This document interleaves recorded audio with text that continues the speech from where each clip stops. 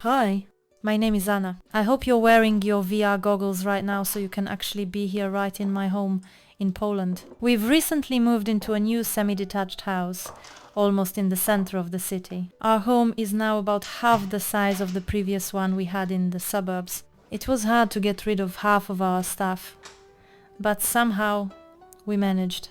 We've been living here for almost 2 years now. The biggest advantage is definitely how close everything is and the fact that over 600 restaurants can deliver to us through Uber Eats. I actually enjoy cooking, but during the week I don't always have the time. You know, running a business in Poland, raising a child in a world that's moving so fast, where everyone wants everything right now, and kids are constantly being taken from one extracurricular activity to another. It creates its own kind of challenges. But today is the weekend, and I finally have a bit of free time. I made my own pickles, and I'm just finishing labeling some plum preserves I prepared earlier. Unfortunately, summer is over, and every time I open one of these jars, I hope it will bring back at least a small piece of those warm summer memories. And hopefully, this vlog will do the same. Now I'm going to make dinner for us, and the person you see here is Simon. As you can tell, he's also fascinated by VR technology. I think he's already watched pretty much everything that's ever been released in VR or 3D, and that's actually where the idea of creating our own content came from. We've already been capturing our memories in a more traditional way on our other YouTube channel, so when we bought a VR headset,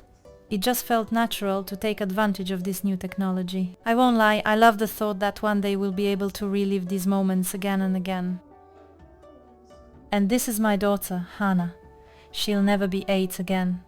How amazing will it be, 10 or 20 years from now, to watch her draw or sing, like she does today, when she was just a little girl.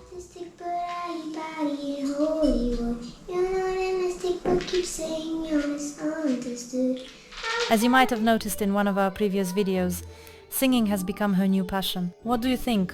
Could there be something in it?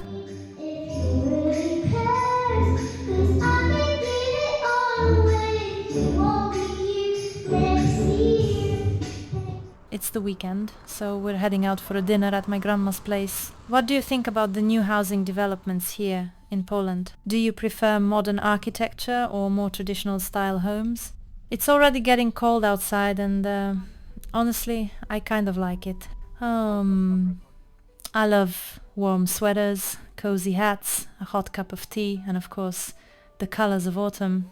We're driving out of the city now. Most of our parents' generation moved to the suburbs years ago, away from big, polluted cities filled with smoky cars and homes still heated with coal. But I have a feeling that trend is slowly reversing. My generation seems to prefer living closer to the city center, where all the attractions are the cinemas, theaters, opera houses, bars, and restaurants. Over the past quarter of a century, things have really changed for the better in our cities. The concrete jungle has been replaced by a huge number of newly planted trees, shrubs, and green spaces. Public transportation has also evolved. Diesel engines are almost completely gone, first replaced by cleaner gas-powered vehicles, and now by fully electric ones. Cities have also become much more bike-friendly. You know, we're right in the heart of Europe. Everything is so much closer here than in the giant metropolitan areas of America or Asia.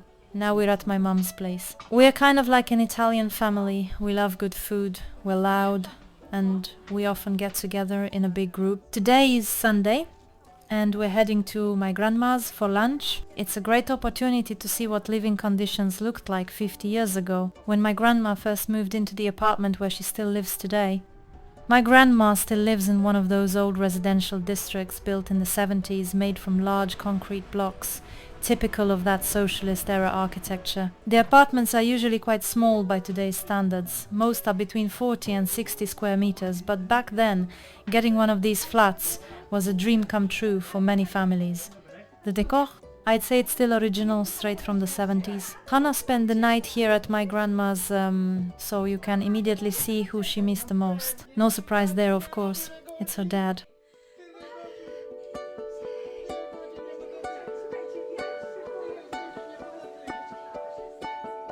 The bathroom, let's say, it's compact, but warm, dry, and well equipped. In Poland, We've always had our washing machines in the bathroom, not in the kitchen like in most parts of Europe back in the day. And it's worth noting that the toilet is in a separate room. That's just how things used to be done. The kitchen, also not very big, but very functional. You know, in Poland everyone cooks for themselves, and Sunday lunches for a larger group are pretty much the norm. The living room, there's a table in the middle, and you can tell this is where we spend most of our time. The decorations on the walls bring back so many memories. There's a small cabinet with a display of glassware and crystal. Back in the communist times, crystal was the only sign of relative wealth when store shelves were mostly empty. Dinner, we're starting with chicken broth, which is basically a must on Sundays. For the main course, there will be potatoes, probably some dumplings, pork chops, and maybe even beef in sauce. On the side, there's cabbage salad, miseria, that's cucumbers in cream with salt and pepper and to drink, homemade compote made from wild fruits. Honestly, I'm not sure what Coca-Cola is doing here. Maybe it's a hint of what's coming for dessert?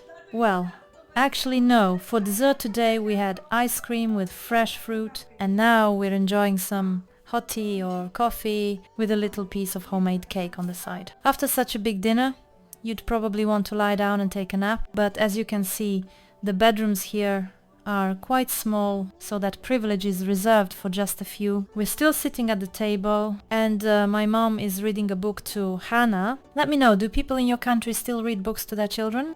In this room, there are even more memories, wedding photos of my grandparents, and many more moments captured over the years. Earlier, I promised to tell you a bit more about the place where I live, my city. Łódź is the name of my hometown. In direct translation, it means boat, as the city was founded among 7 rivers. It used to be an industrial city, full of textile factories and heavy manufacturing, but over the last 30 years, it has completely transformed. Today, Łódź is focused mainly on services. The big factories are gone. Many of them turned into shopping centers, hotels, restaurants and office spaces.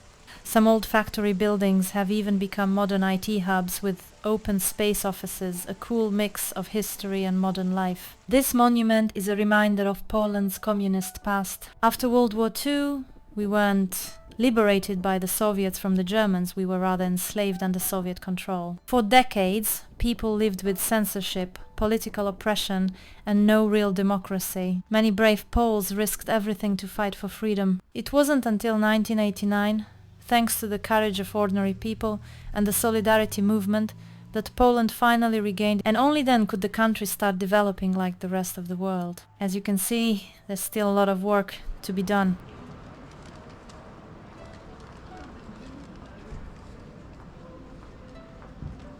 Ups, you caught me. Now that you know a bit about me, my family, and my city, I think it's a good time to subscribe to this channel. You never know what the next episode will bring. Maybe I'll take you to the sea?